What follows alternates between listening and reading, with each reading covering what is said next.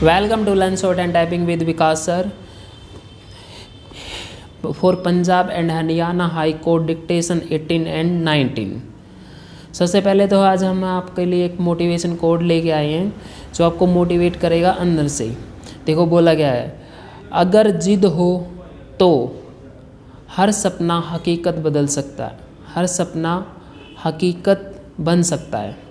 Okay, देखो ये जैसे कि आप सब जानते हैं कि हम शॉर्ट एंड पे बार बार प्रैक्टिस करते हैं तो 1-2 साल बाद हमारा सिलेक्शन नहीं हो पाता तो उसको हम छोड़ देते हैं, गिव अप कर देते हैं। लेकिन जब तक आपको खुद पे विश्वास है आप उस चीज़ को छोड़िए मत, आप उसको एक बार और अटैम्प्ट कीजिए। तब दुनिया आपकी आपकी असफलता को नहीं देखती, सफलता को देखेगी तब जब आपने गवर्नमेंट जॉब हासिल कर ली होगी। इसी पॉजिटिव कोड के साथ हम शुरुआत करते हैं अपनी एक्सरसाइज को। 18 एंड 19 एक्सरसाइज आपके 80 वर्ड्स हैं, 80 to 100 वर्ड पर मिनट की डिक्टेशन होगी। 20-20 में आपका फ्लक्चुएशन होगा, 90 की भी जाएगी, 100 की भी जाएगी, 100 से अबाव नहीं जाएगी। Okay, be ready, start.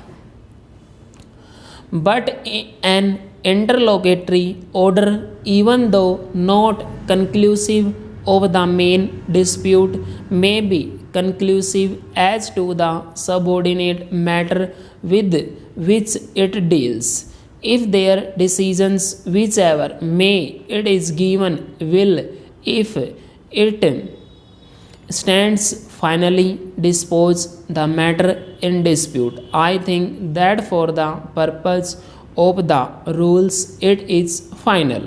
On the other hand, if their decision, if given in one way, will finally dispose of the matter in dispute, but if given in the other way, will allow that action to go on, then I think it is not final but interlocutory. Para. But the test laid down to decide whether an order is an interlocutory order or not, if that objection of the accused succeeded, the proceeding could have been ended but not vice versa, and the order can be said to be final order only if in either event the action will be determined is held to be not the correct law by the apex court in Madhu Lemia versus State of Maharashtra. Para. Holding that such an interpretation and the universal application of the principle that what is not a final order must be an interlocutory order cannot be accepted, as this will render the revisional power conferred by subsection (1) of section 397 negatory. The apex court held that in such a situation it appears to us that the real intention of the legislature was not to equate the expression interlocutory order as invariably being converse of the words final order. There may be an order passed during the course of a proceeding which may not be final in the sense noticed in Kupuswamy case, but yet it may not be an interlocutory order, pure or simple. Some kinds of order may fall in between the two by a rule of harmonious construction. We think that the bar in subsection (2) of section 397 is not meant to be attracted to such kinds of intermediate orders. The apex court also laid down that even though an order may not be final in one sense but is surely final on other aspect, and such An order is not interlocutory so as to attract the bar under subsection stop. It was held that it must be taken to be an order falling in the middle course which is interpreted as not a final order or interlocutory order but an intermediate order. The same question was considered by the apex court in KK Patel versus State of Gujarat reported in 6 SCC 195 stop.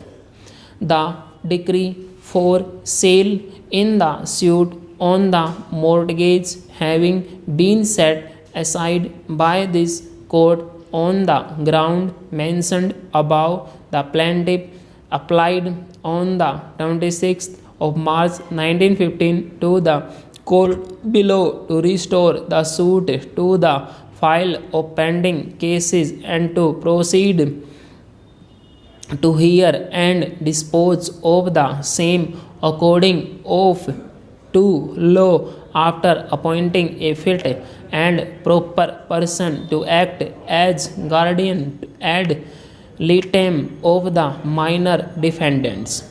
By its order dated the 15th of May 1915, the court below has admitted the suit to the file of pending cases so far as the minor defendants are concerned and directed the plaintiff to take proper steps to appoint a guardian ad litem for the said minors to enable it to proceed with the further hearing of the case.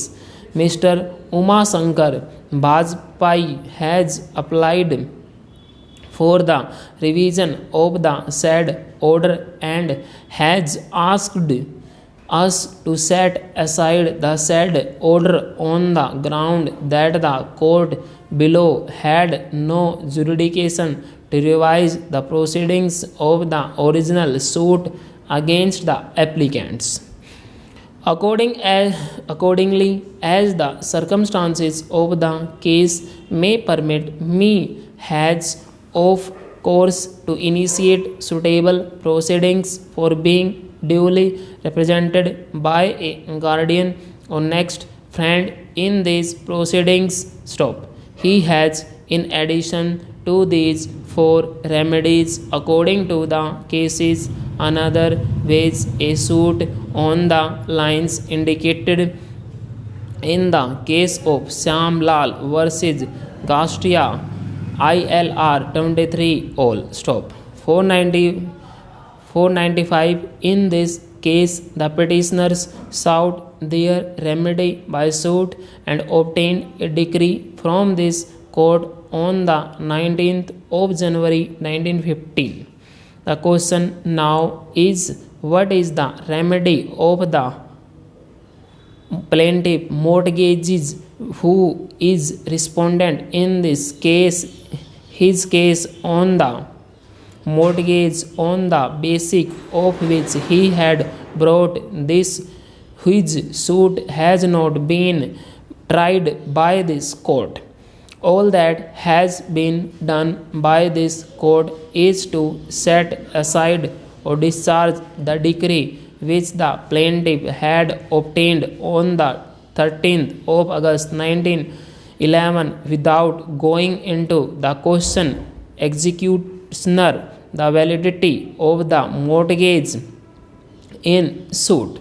The plaintiff representative was entitled to have his claim on the mortgage adjudicated upon either in the suit brought by him or in the suit brought by the minors, which resulted in the decree of the 19th of January 1915. The courts in India have adopted one course or the other according as the exigencies of the case demanded, whereas for example a sale in execution of the decree has taken place and the rights of third parties as purchasers have come into existence which could not be properly adjudicated upon in the suit on the mortgage. The courts have sometimes gone into the merits of the claim on the mortgage as well and passed a decree such as the circumstances of the case required. Full stop.